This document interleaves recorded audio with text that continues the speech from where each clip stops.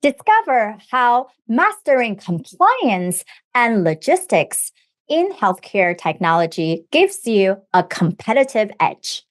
This episode dives into how legal savvy can transform your health tech innovation into a strategic powerhouse. Join us as we learn from industry leaders, revealing the key strategies to navigate and excel in the complex world of healthcare innovation. Welcome to Provider's Edge, the podcast that helps healthcare entrepreneurs and innovators break down barriers and control their business, life, and future with valuable action steps. With me, your host, Sabrina Runbeck, a recovered clinician and a business deal catalyst. Let's rewrite the rules and create a positive social impact while increasing your profitability. Hi, everyone. Welcome back to another episode. I'm your host, Sabrina. And today we have Bethany here with us, another amazing lady in the space of healthcare innovation who has years of experience in the legal sector. Those are the people that protect us, protect you, and with all the amazing things that you're building. So Bethany is a healthcare innovation, FemTech, and a privacy attorney on a mission to help thought leaders, companies to truly revolutionize the global women's health sector. And she is the managing partner of Women's Health Innovation Consulting. That's her law firm, and the co-founder of Fun Innovation for all the newer ideas in FemTech to truly help all of you guys who are gifted innovators get to a place that you can make an imprint in the marketplace.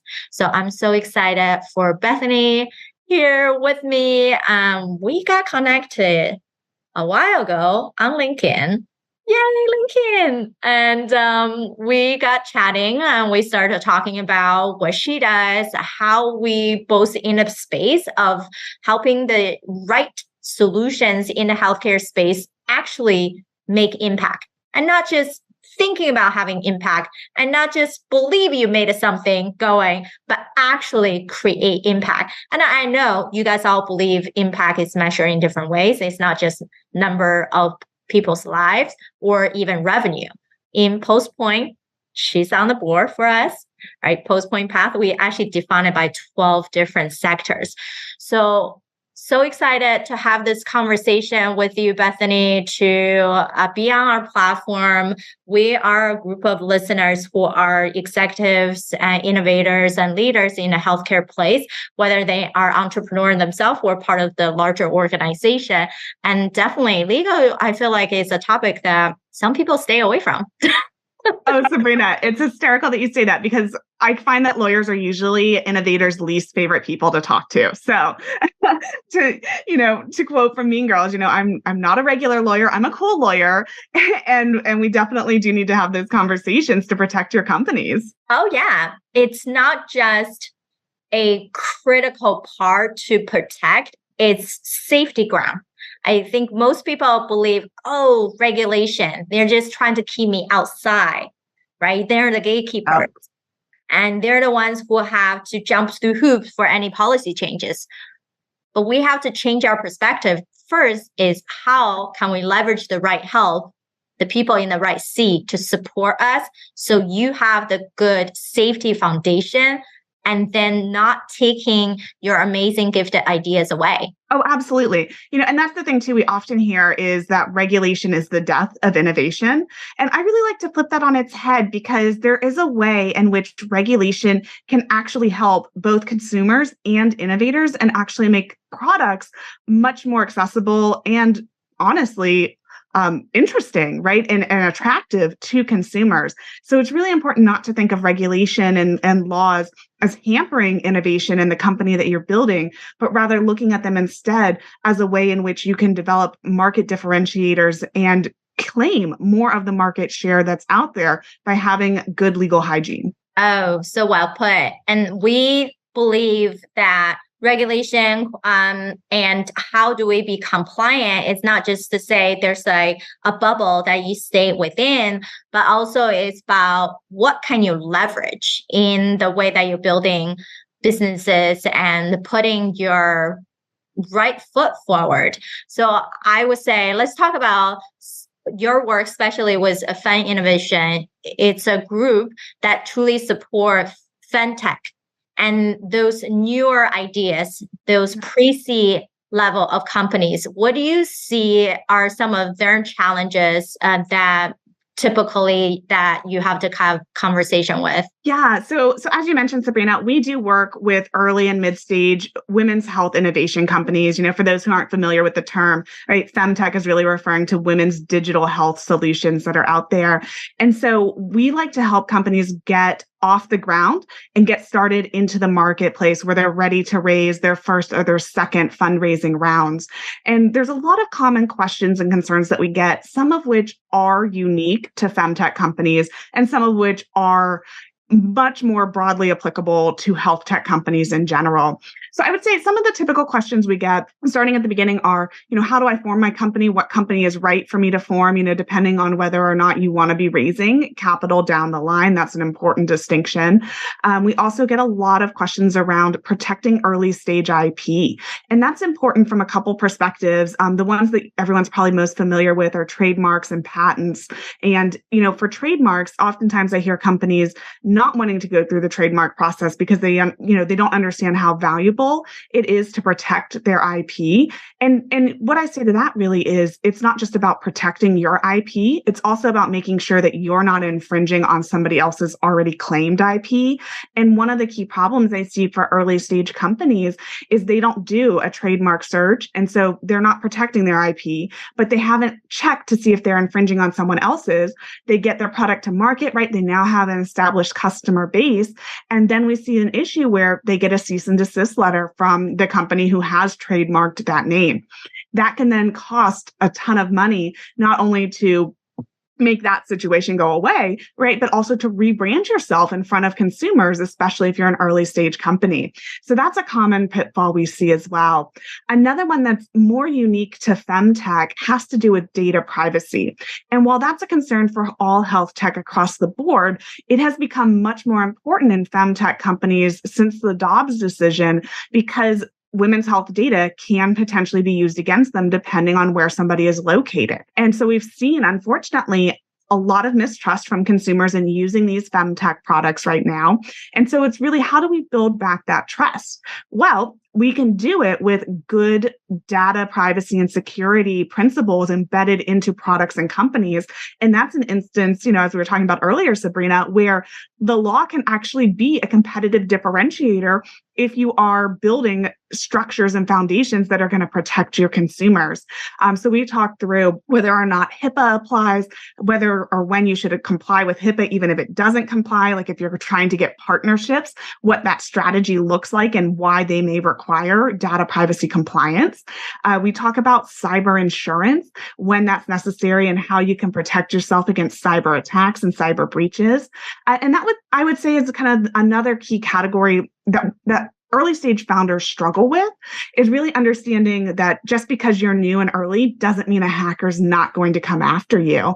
And a lot of companies don't realize your healthcare organizations. So those are kind of some of the key issues that we see. Obviously, we deal a lot more as well with FDA regulations, contracting, things like that as well. But those are some of the high level ideas. Perfect. So let's break some of those ideas down. I think the first thing you said about is company formation. So I would always think about in early stages, people, some of them have just by themselves as the founder, some have multiple co-founders. So the question I always been hearing is, how do we do that? Because they have financial tie into. Do we need to create a C Corp? Do we need to have just one founder that owns the company and only profit split with other co-founders or other entities? Or do they all have to go in and then let's say the three founders have a different percentage of profit split because someone is more of an investor, some other one is more the operational, right? So how do you really help people throw fizzle out all those questions and line into the best solutions in just that company formation stage? Yeah, it's a great question, one with a ton of moving parts. So the first thing that I always ask is, what is your long-term goal for your company? Is it something where you want to have venture capital investment or not? Or are you instead going to be bootstrapping? Or maybe this is something that's instead just, a side venture that you've got. If you are anticipating raising venture capital funding, I absolutely recommend that you form as a Delaware C Corp, because that is the corporate vehicle that investors are going to look for. It's what they know. And if you don't have a Delaware C Corp, you will raise questions with investors later on who are very attracted to that corporate structure. So that's kind of the first baseline question that I always ask. Now, let's say that venture capital investment may not be on your radar right now, or it's something you say, you know what, maybe in 10 years, maybe in 5 years, but for our immediate term, that's not what we're interested in. Then I absolutely think that you need to consider a different type of corporate structure that provides you some protection. Because your options, right? Let's say that you're a single person, you could technically do a sole proprietorship, but that's not going to give you any protection. So that means, for instance, let's say that you breach a contract, right? Or something goes wrong. There's no distinguishing factor between your company and you yourself as an individual. So somebody will come after you for something that goes wrong with the company. So while sole proprietorships are very easy to form because they don't require paperwork or registration with the state, you're not getting any type of protection. Similar thing with a partnership, right? That's similar to a sole proprietorship, except you have 2 or more people. It doesn't give you any type of protection. So if you're not going to go with a C Corp, I recommend checking out the limited liability company formation.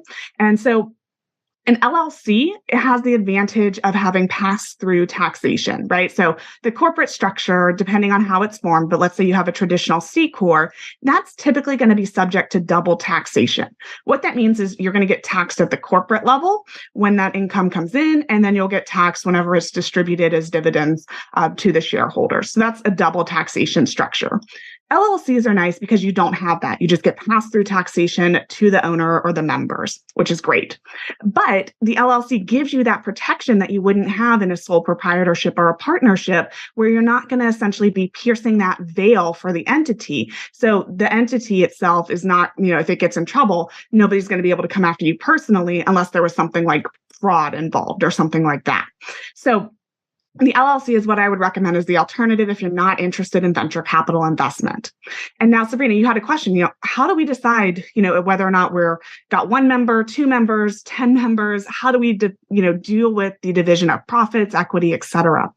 So that is a conversation that all founders need to have. If you are more than 1 person, you need to have a conversation about how ownership of that company, whether it's an LLC or a C Corp, how that's going to be divided. And I can't tell you how many times I get founders that come to me and just say, we're just going to split everything equally. And there's no thought process behind it. And that, while it looks equal on the surface, I have found that oftentimes leads to a lot of resentment amongst co-founders, some of whom might be more involved in the company than others. And that can lead to, depending on the entity type, but it can lead to individuals leaving. In some cases, if you've formed an LLC, depending on what your operating agreement says, you may actually have to dissolve the company and reform if a member leaves. So those are some things to think about whenever you're trying to divide that equity out or ownership. Make sure that you take the time as co-founders to sit down and have a discussion about what each person is bringing to the table. What are strengths? What are weaknesses? What, is somebody investing capital? Who had the idea? Who's going to be doing the majority of the work? Is everybody equally committed? So make sure you have those ideas up front and that conversation up front. Make sure you're dividing equity in a way that's going to feel fair.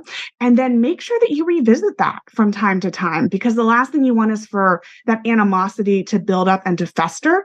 And sometimes, it's necessary to decrease somebody's equity, right? Or give somebody more equity for what they're doing with the company. And so it's not necessarily a static thing.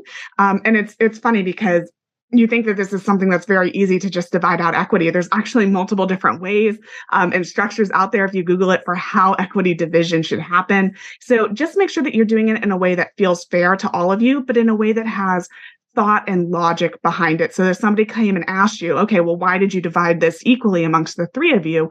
You'd be able to say, this person brings X to the table. I bring Y to the table. This person brings A, but then they also contributed this cash. Make sure you're able to articulate that and keep reevaluating. Such a great point. It's fluidity. You can always revisit. So for us, when we formulate the financial debris, because it's such a big part, right? We have to give to our CFO to look at a predictive model, right? Which I do always recommend people, not just talk to your attorney, talk to your financial person. They are experts. But you do have to give them the reason to say, okay, even for Postpoint, we have different phases of different engagements, and different advisor is involved at different phases. So of course, we're going to give higher profit split to the advisors who are more engaged in every single aspect versus the other one who's only involved in a later stage. Now, the same thing as founder level, I'm more of both a financial investor and a managing partner.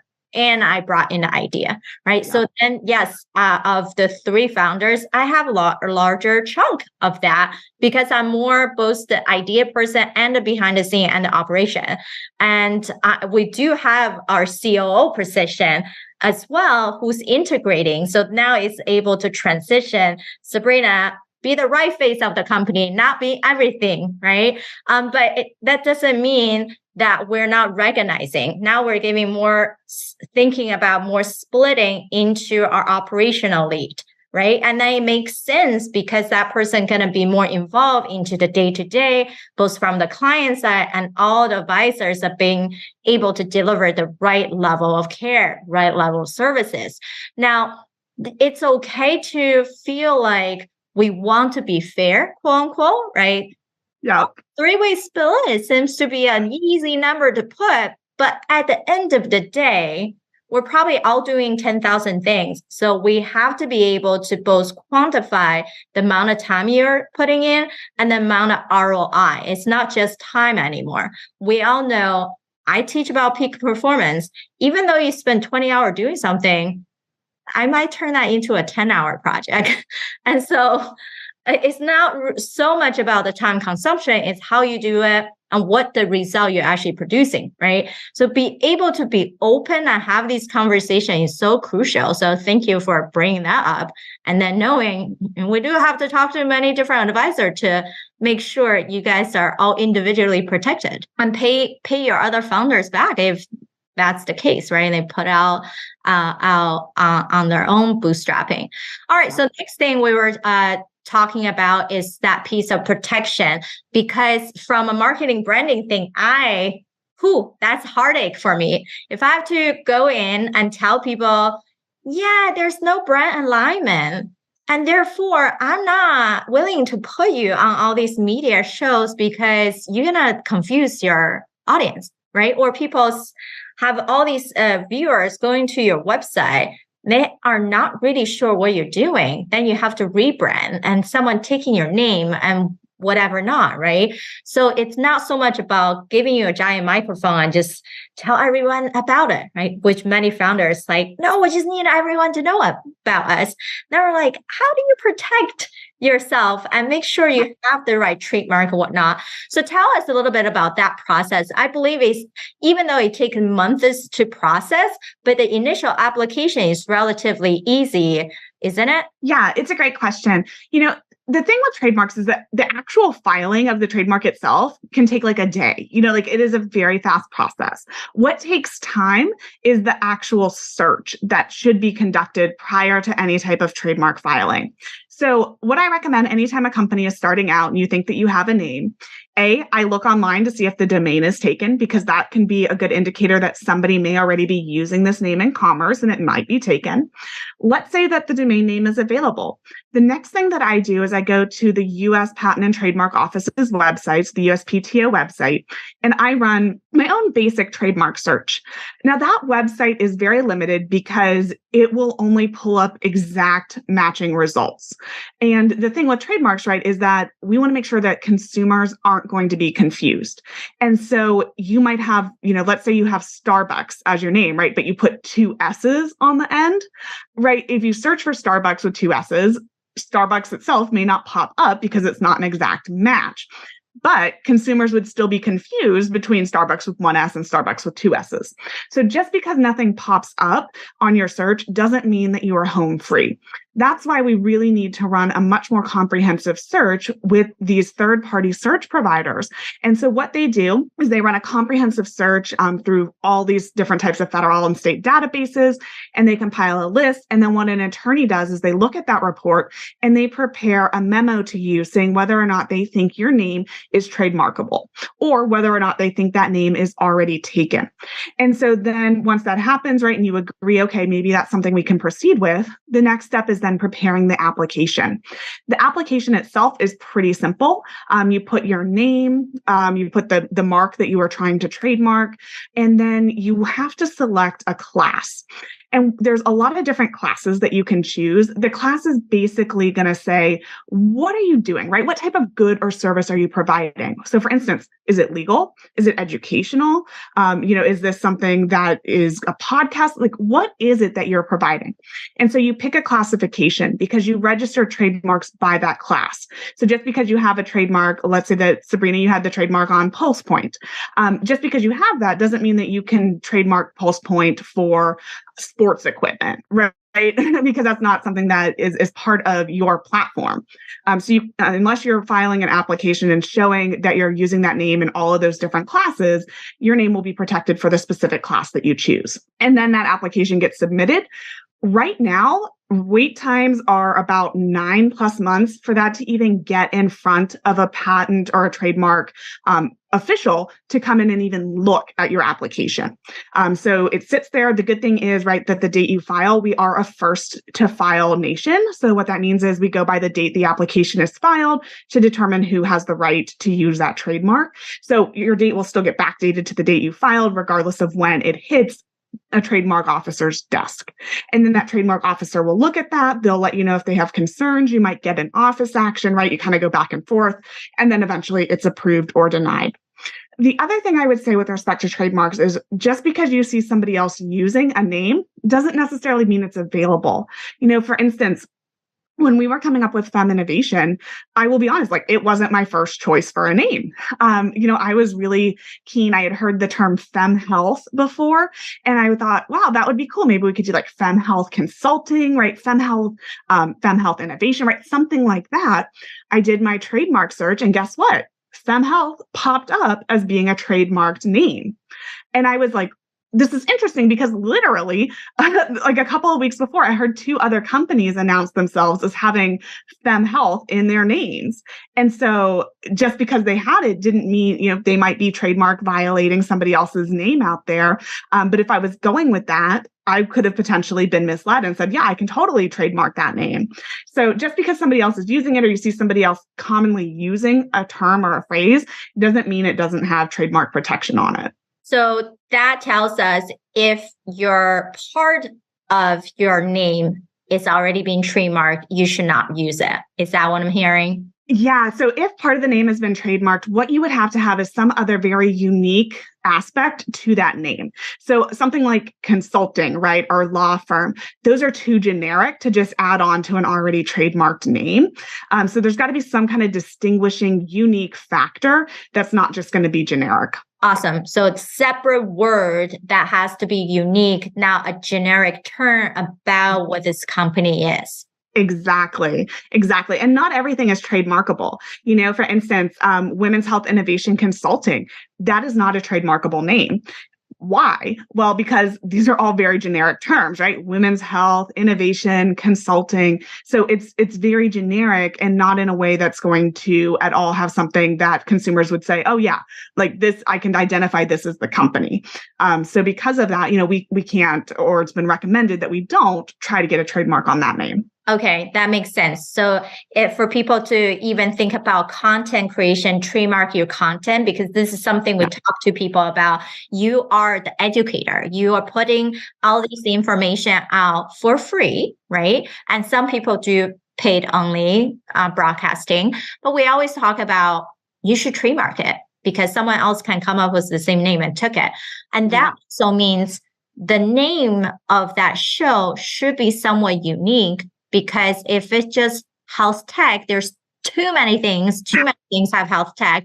Yes. You have to add something else afterwards to be very specific about it. And it's also not just health tech podcast. That's too generic. So you need to make sure you have that middle word or somehow that really stands out. Exactly right, Sabrina. You've got to have something that is going to be identifiable for consumers and unique, and also something, right, that's not going to be easily, used by somebody else who's already in business, because that's where you get into trouble, and you can have those high rebranding costs at an early stage when you can't really afford it if you use a name that somebody else has already trademarked. So that's also kind of where you want to make sure you're staying clear. And the other thing that I wanted to say too is once you've submitted that trademark application, right, and you're using that name, what you can also do to kind of enhance your protection is put in the, kind of the superscript, right, is SM, which means service mark, right? To show that like, this is a service mark that I am in the process of trademarking. It is mine. Don't have a trademark yet, right? But it puts people on notice that you have made that filing and this is a protected mark, hopefully. Yes, definitely put that out there, because you can only use the R for register, but before that you can use the SM, right? As you were saying? Yeah, use SM. You can't use the TM until you actually get that trademark. So make sure that you're using SM after you filed your application. Perfect. Make sure you have that. Would you recommend everyone add it to their logo or to some kind of branding messaging? Yep, exactly. Especially like on the first page of your website, kind of wherever you're first using it. You don't have to use it every single time, but at least kind of in those high key visibility areas. Perfect.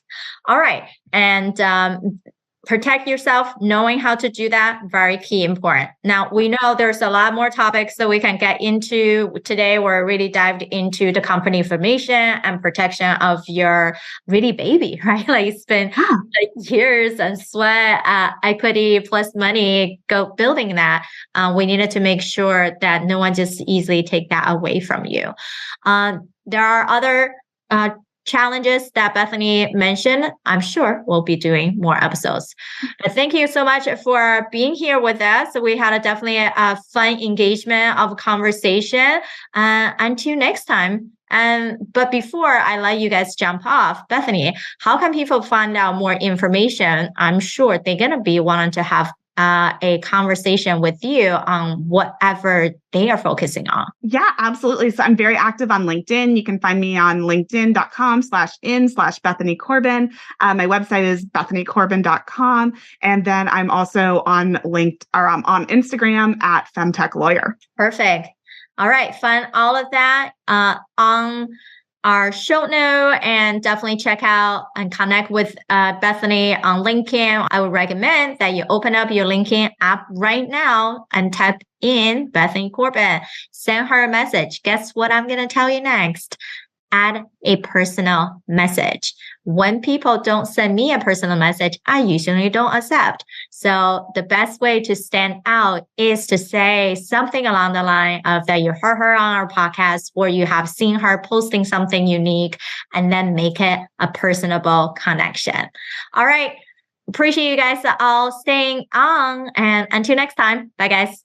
All right, before we wrap up, we really wanted to showcase the best of the best in the industry, especially helping the noisy healthcare innovation space. So Bethany, tell us, what made you so strongly believe in PulsePoint Path and being an advisor for them, and what made them so unique that they can really solve this market penetration and business advancement issue that many founders are facing? Yeah, Sabrina, one of the best things that I love about PulsePoint Path is the fact that it is focused on the entire ecosystem to get companies to that next level. So as you know, right, so many companies stall whenever they reach a certain level of growth, and they have a lot of trouble pushing through those barriers to reach an increasingly beneficial stage of growth. And oftentimes they're searching, right? They're saying, okay, well, what do I need to be doing on a legal perspective? Or what do I need to be doing from a marketing perspective? And they're talking to different vendors and different experts, but nobody has brought together the cohesive whole to say, let's see what marketing and legal and business all say together in order to drive you to that next level. And PulsePoint Path does exactly that. And it's something that hasn't been done before in the industry, especially for healthcare innovation. And it's something I think that's going to be so beneficial for companies that are looking to enter their next stage. They don't know how to do it. Maybe they don't have all the connections that they need in order to think about and examine and really evaluate their company holistically. And that's exactly what PulsePoint Path offers. They essentially have an entire board that's going to work for you, look at this holistically and show you where those pain areas are and teach you how to move past them to reach that next level. Yeah, thank you so much for clarifying that. And just a follow up now, what do you see from the legal benefit in that, especially from, let's say, putting yourself in a hat of investor, looking into all those companies, and perhaps even as a founder of requiring some of those help? Yeah, what's interesting is that oftentimes legal gets very siloed, right? We're only told to come in and look at this contract, right? Or to look at this specific litigation that's going on. And so oftentimes legal doesn't get fully integrated into the C-suite in a way that will allow it to understand the business objectives and what's going on at every single level of the company. And with PulsePoint Path, we actually get to do that, which is very exciting to me because I like to be fully integrated into my clients' work, not only because it helps me to better spot legal issues for my clients, but because there may be things that my clients doing or planning to do from a strategic business perspective that maybe they don't know that they can't do from a legal perspective and wouldn't think to ask for help or ask for advice on those issues. Interestingly, for instance, marketing is something that we don't really think about from a legal perspective, right? But here's the thing. We've had clients before that have gone and let their marketing department do their own thing, and they don't realize that they're running afoul of maybe FDA laws or FTC laws on what can be said that's not deceptive or misleading to consumers. And so by having legal working in the same room with marketing, we actually get that cross collaboration and we can make sure that everything is being done in a way that's going to further the company's objectives while being legally sound and not setting yourself up for risk, which, believe me, investors are looking for, right? They're looking to poke holes in everything that you've built. And so if an investor, for instance, gets a hold of that marketing strategy or the documents and they're able to say, ooh, this is misleading to consumers, that's going to throw the entire rest of your business model into question for them, and they're going to scrutinize it more heavily. So having everybody in that same room, cross-collaborating, talking together, that's a huge benefit for businesses and for investors as well, looking at these companies and seeing that they've had this holistic advice and insight. Perfect. Thank you so much for pointing out how crucial legal is in every component of raising funding, your revenue production, and then just business efficiency as a whole. Thanks, Sabrina. Thank you for listening. Remember, the positive change we're seeking starts right here with me and you. If you are a fan of the show, or if you are just having struggles or success that you're either experienced in the past or are experiencing now in the healthcare industry, these matter to all of us. I want to hear from you. Visit sabrinarumback.com/connect and send me a direct message. Talk soon.